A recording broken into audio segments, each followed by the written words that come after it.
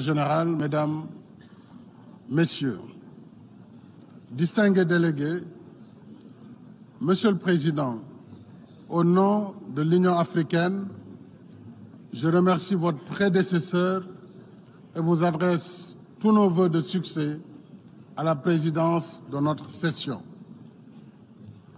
Je renouvelle au secrétaire général Antonio Guterres notre soutien dans l'exercice de sa délicate mission au service des États membres. Depuis notre dernière session, le monde est devenu plus dangereux et plus incertain sous l'emprise combinée du réchauffement climatique, des périls sécuritaires et sanitaires, ainsi que de la guerre en Ukraine. Le thème de cette session montre à quel point il urge d'agir ensemble pour apaiser les tensions, soigner notre planète, réduire les inégalités persistantes nord-sud et redonner sens au multilatéralisme.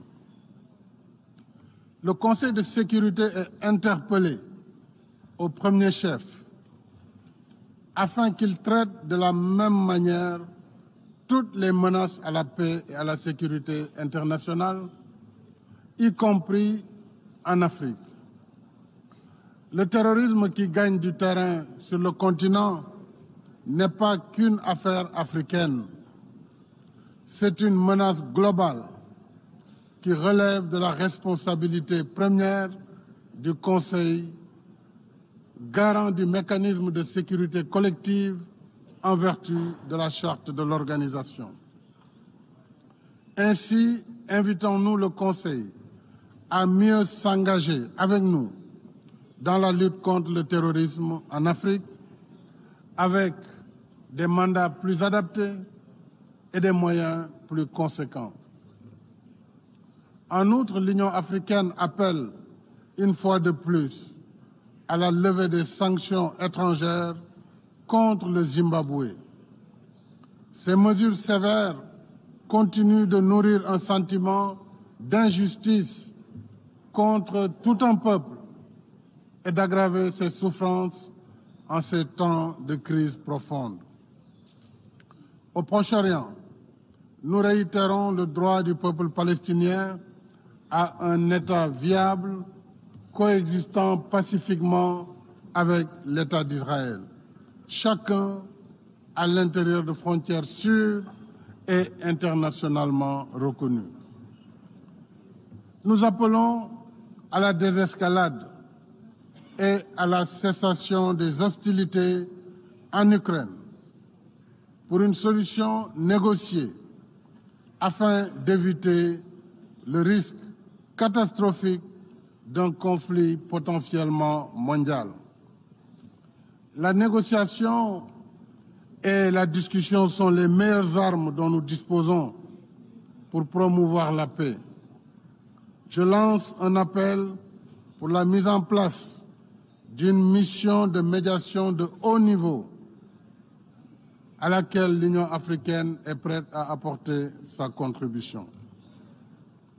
Près de 80 ans après la naissance du système des Nations Unies et des institutions de Bretton Woods, il est temps d'instaurer une gouvernance mondiale plus juste, plus inclusive et plus adaptée aux réalités de notre temps. Il est temps de vaincre les réticences et de construire les narratifs qui persistent à confiner l'Afrique à la marge des cercles décisionnels. Il est temps de faire droit à la juste et légitime revendication africaine sur la réforme du Conseil de sécurité telle que reflétée dans le consensus d'Iselweni. Dans le même esprit, je rappelle notre demande d'octroi d'un siège à l'Union africaine au sein du G20 pour que l'Afrique puisse enfin se faire représenter là où se prennent les décisions qui engagent 1,4 milliard d'Africains. Je remercie chaleureusement les partenaires qui nous ont déjà exprimé leur soutien et invite les autres à considérer favorablement notre candidature. Au titre de la gouvernance économique et financière, j'attire l'attention de l'Assemblée générale sur le rapport 2022 sur le financement du développement durable, réalisé par une soixantaine d'institutions multilatérales dont le Fonds monétaire international, la Banque mondiale, le Comité de Bâle sur la supervision bancaire, l'Association internationale des régulateurs de l'assurance et le Conseil de stabilité financière. Ce rapport relève les insuffisances dans les procédés d'évaluation des agences de notation et souligne l'importance d'appliquer des méthodologies transparentes afin de ne pas miner la confiance dans les notations. Nous sommes préoccupés par le fait que la perception du risque en Afrique continue d'être plus élevée que le risque réel, ce qui renchérit les primes d'assurance et pénalise la compétitivité de nos économies. C'est pourquoi l'Afrique renouvelle sa proposition au groupe de réponse à la crise mondiale sur l'alimentation, l'énergie et les finances, afin qu'il engage, en rapport avec le G20, le FMI et la Banque mondiale, un dialogue constructif avec les agences de notation sur l'amélioration de leurs méthodes de travail et d'évaluation. Dans le même esprit, face à l'ampleur inédite de la crise économique mondiale, l'Union africaine réitère son appel pour la réallocation partielle des droits de tirage spéciaux, si nécessaire pour les pays en développement dans un premier temps, et la mise en œuvre de l'initiative du G20 de suspension du service de la dette. Ce choc, mesdames et messieurs, sans précédent, fragilise davantage les économies les plus faibles et rend encore plus pressant leurs besoins en liquidité pour atténuer les effets de l'inflation généralisée et soutenir les ménages et les couches sociales les plus vulnérables, notamment les jeunes et les femmes. S'y ajoute la prise en charge des urgences sanitaires nouvelles ou anciennes, dont le cancer, un tueur silencieux qui continue de faire des millions de victimes à travers le monde.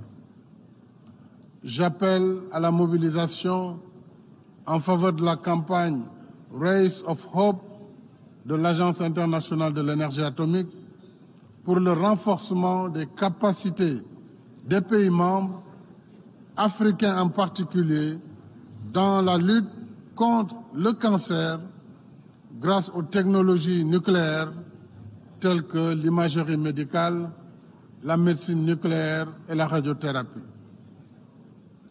Monsieur le Président, Mesdames et Messieurs, à quelques semaines de la COP27 de Sharm el-Sheikh en Égypte, l'Afrique renouvelle son attachement à l'accord de Paris sur le climat.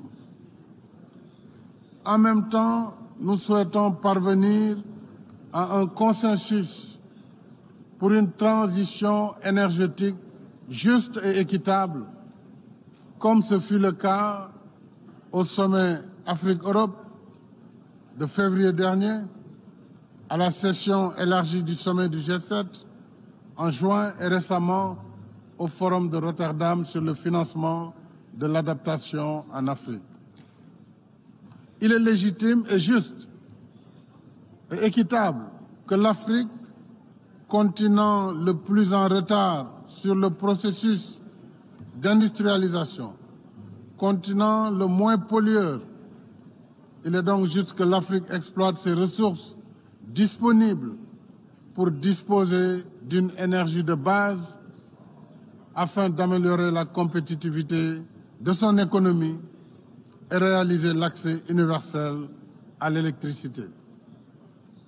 Je rappelle qu'à ce jour, plus de 600 millions d'Africains vivent encore sans électricité. Travaillons également à la réalisation de l'objectif de 100 milliards de dollars par an en appui aux efforts d'adaptation des pays en développement et au financement du programme d'accélération de l'adaptation en Afrique sous l'égide de la Banque africaine de développement et du Centre mondial pour l'adaptation.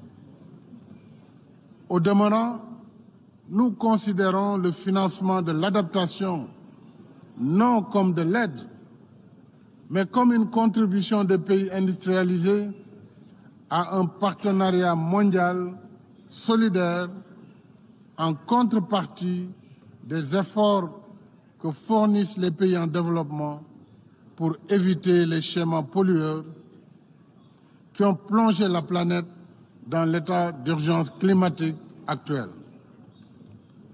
Monsieur le Président, au-delà des urgences conjoncturelles, je suis venu porter le message d'un continent déterminé à travailler avec tous ses partenaires dans une éthique relationnelle de dialogue confiant et de respect réciproque.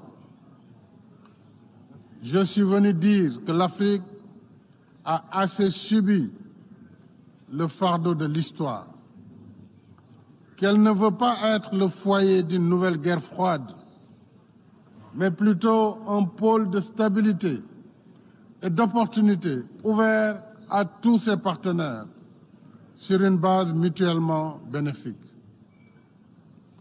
Je suis venu dire que nous n'ignorons pas l'Afrique des problèmes qu'il faut pacifier et stabiliser.